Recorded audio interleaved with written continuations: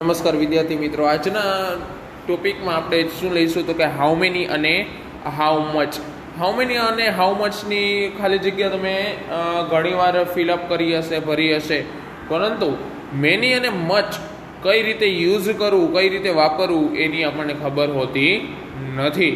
તો મેની અને મચ છે એ યુઝ કરવાના બે રૂલ છે. તો જોઈએ મેની અને મચ છે એ કઈ રીતે યુઝ કરવાનું. Use much if the noun is uncountable. Use કરવાનો છે, મચનો ઉપયોગ કરવાનો છે કઈ જગ્યાએ? when if the noun is uncountable, non countable. non countable એટલે કે ગણતરી ન થઈ શકે. જે વસ્તુની ગણતરી ન થતી હોય તે વસ્તુને દર્શાવવા માટે શું વપરાશે? મચ વપરાશે. શું વપરાશે? મચ. જોજો યાદ રાખજો, આમાં ઘાટા અક્ષરે આપેલું છે. મચ છે એ ક્યારે વપરાશે? નોન કાઉન્ટેબલ હોય ત્યારે. નોન કાઉન્ટેબલ વસ્તુ એટલે કે ગણી ન શકાય તેવી વસ્તુ. ગણી ન શકાય એટલે કે 1 2 3 4 5 6 એ રીતના સંખ્યા વાઇઝ આપણે ન ગણી શકીએ તેવી વસ્તુઓ દર્શાવવા માટે વપરાય છે. જેમ કે વોટર એન્ડ સેન્ડ. પાણી. તમને વિચાર આવશે કે પાણી તો આપણે ગણી શકીએ, 1 લીટર 2 લીટર 3 લીટર, પરંતુ અહીં લીટર નહીં, ઓનલી ફોર સંખ્યા લેવાની છે. 1 પાણી 2 પાણી 3 પાણી એ રીતના આપણે ગણી શકીએ નહીં. અથવા તો 1 ટીપું 2 ટીપું 3 ટીપું એમ પાણી ગણી શકીએ નહીં.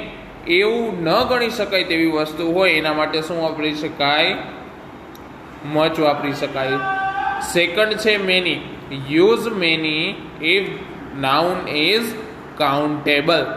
કાઉન્ટેબલ હોય એટલે ગણી શકાય એવું હોય, સંખ્યા હોય એની અંદર, તો આપણે એને દર્શાવવા માટે મેનીનો ઉપયોગ કરી શકાય. જેમ કે શું આમાં એક્ઝામ્પલ તરીકે આપ્યું છે? Oranges and children. ઓરેન્જીસ એટલે કે નારંગીઓ. નારંગીઓ પડી હોય તો આપણે ગણી શકીએ 1 2 3 4, ટોટલ 4 નારંગી અહીંયા પડેલી છે. પછી નેક્સ્ટ છે ઉદાહરણ છે ચિલ્ડ્રન એટલે કે બાળકો. 1 2 3 4 5 6 7 એ રીતના 7 બાળકો બેઠા હોય તો આપણે ગણી શકીએ છીએ.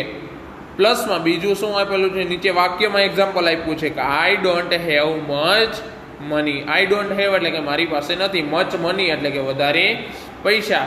મારી પાસે વધારે પૈસા નથી. મારી પાસે કેટલા પૈસા છે? ઓછા પૈસા છે. હું ન ગણી શકું એટલા પૈસા મારી પાસે નથી. Second, they own many houses. they own એટલે કે તેમની પોતાની પાસે છે. many houses એટલે ઘણા બધા, 5 6 7 8 એની પાસે ઘણા હોય, ગણી શકાય એવા ઘણા હાઉસીસ છે.